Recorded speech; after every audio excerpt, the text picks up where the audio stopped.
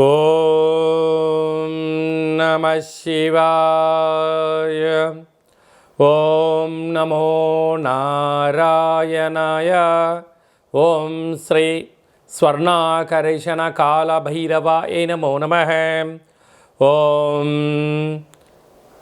నరదృష్టి నివారణ సంచిత కర్మ ప్రారబ్ధ కర్మ ఆగమిక కర్మ దగ్ధ నివారణ తులాభార కాళభైరవాయ నమో నమః. ఓం కాళకాలాయ విద్మహే కాళాతీతాయ ధీమహి తన్నో శ్రీ స్వర్ణాకర్షణ కాళభైరవ ప్రచోదయాత్. హరి ఓం.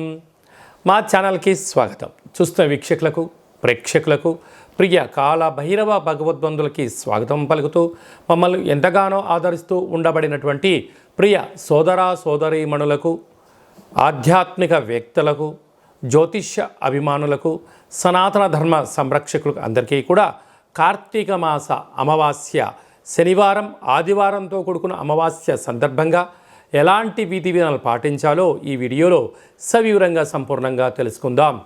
16/11/2024 నుండి 30/11/2024 వరకు పుట్టినటువంటి వారందరికీ కూడా ముందస్తుగా జన్మదిన శుభాకాంక్షలు. గతంలో వివాహం చేసుకున్న వారికి వివాహ వార్షికోత్సవ శుభాకాంక్షలు. ప్రధానంగా మీరు ఈ వీడియో చూస్తున్నారు అన్నట్లయితేనే ఆ కాళభైరవ స్వామికి ఆజ్ఞ ఆశీస్సులు మీపైన ఉన్నాయని చెప్పి గమనించాలి. వీడియో ప్రారంభం నుంచి చివరి దాకా విన్నట్లయితే మీ అష్ట కష్టాలన్నీ కూడా తొలగిపోయి ఐశ్వర్యానికి స్వాగతం పలుకుతారు అని చెప్పి కూడా గమనించాలి. ద్వాదశ రాశుల్లో గ్రహ గమనాన్ని ఒకసారి వీక్షింపచేద్దాం. వృషభ రాశిలో గురుచంద్రుల కలయిక గజకేసరి యోగంతో ప్రారంభమవ్వడం, కర్కాటక రాశిలో కుజభగవానుడు నీచభంగ సంచార స్థితి, కన్యరాశిలో కేతు సంచార స్థితి, వృశ్చిక రాశిలో రవి బుధ సంచార స్థితి, బుధాదిత్య రాజయోగము, ధనుసు రాశిలో శుక్ర భగవానుడు సంచార స్థితి, కుంభరాశిలో శని భగవానుడు వక్రగమన స్వక్షేత్ర సంచార స్థితి, మీనరాశిలో రాహు సంచార స్థితితో ద్వాదశ రాశుల్లో గ్రహ గమనాలు ఈ విధంగా ఉన్నాయి. మిథున రాశి వారు ఈ కార్తీక మాస పోలి అమావాస్య రోజున ఎలాంటి విధానాలు పాటించాలో ఈ వీడియోలో సవివరంగా సంపూర్ణంగా తెలుసుకుందాం. మిథున రాశిలో ఏ నక్షత్రాలు వస్తాయనగా మృగశిర నక్షత్రంలోని 3వ పాదం, 4వ పాదం, ఆరుద్ర నక్షత్రంలోని 4 పాదాలు, పునర్వసు నక్షత్రంలోని 1, 2, 3 పాదమును కలిపితే మిథున రాశి. చాలామందికి పుట్టినటువంటి కాల సమయంలో డేటా బర్తులు లేనటువంటి కారణం వలన పేరు యొక్క మొదటి అక్షరాన్ని అనుసరిస్తూ ఆ రాశిని తెలుసుకునే ప్రయత్నం చేద్దాం. కా, కీ, కు, ఖం, అజ్ఞ, ఛ, కే, కో, హ అక్షరాల వారందరూ మిథున రాశి జాతకులే. మిథున రాశికి అధిపతి బుధ భగవానుడు.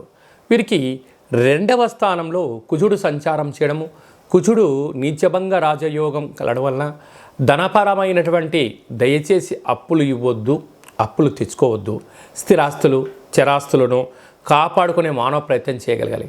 లేకపోతే అప్పనంగా బంధువులని, మిత్రులని, సన్నిహితులని లేనిపోని పేర్లు బంధుత్వాలు కలుపుకొని నయవంచనకు మిమ్మల్ని గురి చేసి ఆ డబ్బులు ఇవ్వకపోగా మిమ్మల్ని పోలీస్ స్టేషన్లు, కోర్టు మెట్లు ఎక్కించే పరిస్థితి చాలా అధికంగా ఉంటుంది. తస్మాత్ జాగ్రత్త. అర్ధాష్టమ కేతు. కాకపోతే మిథున రాశి వారి అదృష్టం ఏంటంటే బుధుడు రాశాధిపతి అవ్వడం వలన ఈరోజు ఏంటి, రేపేంటి, భవిష్యత్తు ఏంటి అనేది ఎప్పటికప్పుడు లెక్కలు చేసుకుంటూ ఉంటారు. కనుకనే మీ ముందు చూపే మీ విజయానికి తొలిమెట్టుగా గమనించాలి. 6వ స్థానంలో బుధాదిత్య రాజయోగం. ప్రభుత్వ ఉద్యోగ ప్రయత్నం చేసేవారికి చాలా మంచి కాలము.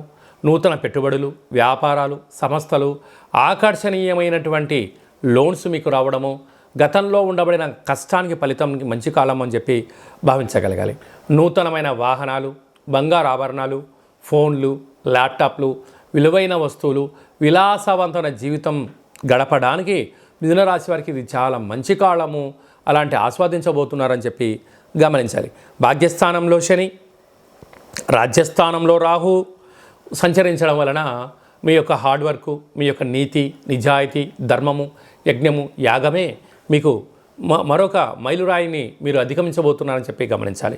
వ్యయంలో గురువు సంచారం చేయడం వలన కొద్దిపాటి సత్కర్మ చైవ సత్ఫలిత, దుష్కర్మ చైవ దుష్ఫలిత అన్నట్టుగా గతంలో మీరు చేసిన మంచి ఫలితం వలన ఇప్పుడు గడ్డు కాలంగా ఉన్నను వాటి విజయానికి తొలిమెట్లు వేసే అవకాశం భగవంతుడు మీకు ఇవ్వడం జరుగుతూ ఉంటుంది.